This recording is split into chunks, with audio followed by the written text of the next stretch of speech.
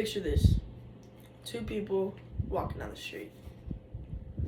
Now they have the same hair, they have the same body type, they have the same family orientation, they have the same everything.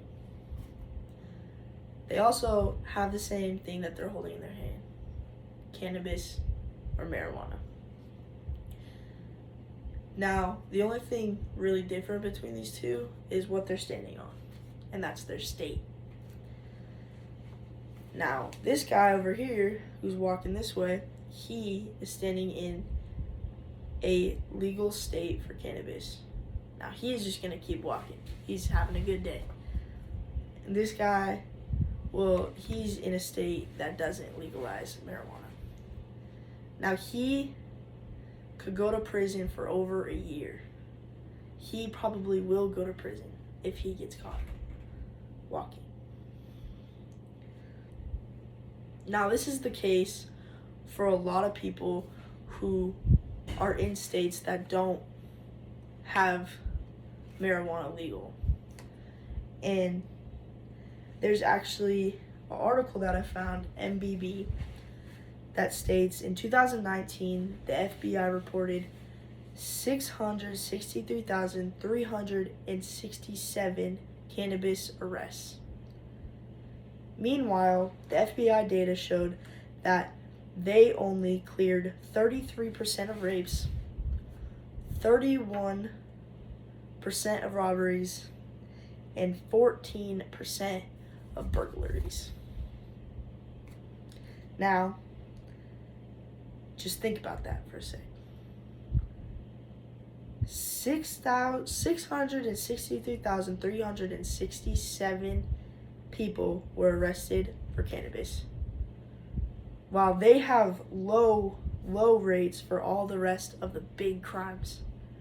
Now, in that same article, it showed higher percentage of some of the crimes were solved after the legalization in both Colorado and Washington.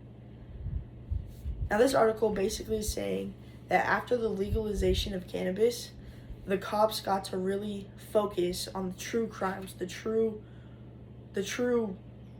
badness going on in their state. They really got to hone in on it and not go for people that are just having a plant, you know? Now, this brings me to what I'm actually arguing today, and that is that cannabis or marijuana should be legal in all 50 states. Now, why are we talking about it, right? Like, why is it relevant? What's going on? Now, I've been actually looking and researching this specific topic for about 3 years now, and it's been one of the biggest things that I've researched on controversial topics, and it's just been such a whirlwind, and it has actually taken over a lot of conversations, I feel like, and it's been a big conversation, a big political thing. So yeah, I kind of just want to talk about it. And another thing why I'm very passionate about this topic is because my brother actually got in a severe, bad snowboarding accident, and he's all good now, but when it happened, after the recovery and during the recovery, he needed just extra medication that he needed and he recovered from, and that actually happened to be cannabis, and that happened to be marijuana. And I was just thinking, since that was such a big painkiller for him and such a big natural way to get away from the pain, I'm just thinking about all the states that don't have this legalized, and those states are Idaho, Nebraska, and Indiana. What if that happened to, there's people out there that's happening to, and they don't even know to resort to cannabis. They don't even know that is a medication that they can have. So that's why I'm very passionate about this topic. But today we're just going to be talking about that. We're going to talk about how the economy can grow from legalization of cannabis, how stress and anxiety can decrease from legalization of cannabis, and how, despite the oppositional claim that cannabis is a gateway drug, I am going to talk about how it could not be and how it is actually not due to my research. Now, moving on to my first point of economic growth. Now, when you think of cannabis, you don't think, oh my gosh, that could bring in so much money, like so much growth for the state. But actually, in reality, it does. And this has been shown through all the many states that have legalized it and have put it into their states. And one of the things that they grow, they have skyrocketed in sales and economy. Now, this stated in Investinavia, published in 2024, they stated one of the most immediate of marijuana legislation events, tax revenue. In 2023, total cannabis-related tax revenue collected by all states topped $4.18 billion. $4.18 billion came from these states who started to revenue from medical marijuana and marijuana. That much money came from a plant. Just think all of the states that don't, the states that don't have it, and what they could revenue from that. That they didn't even know they could revenue from it.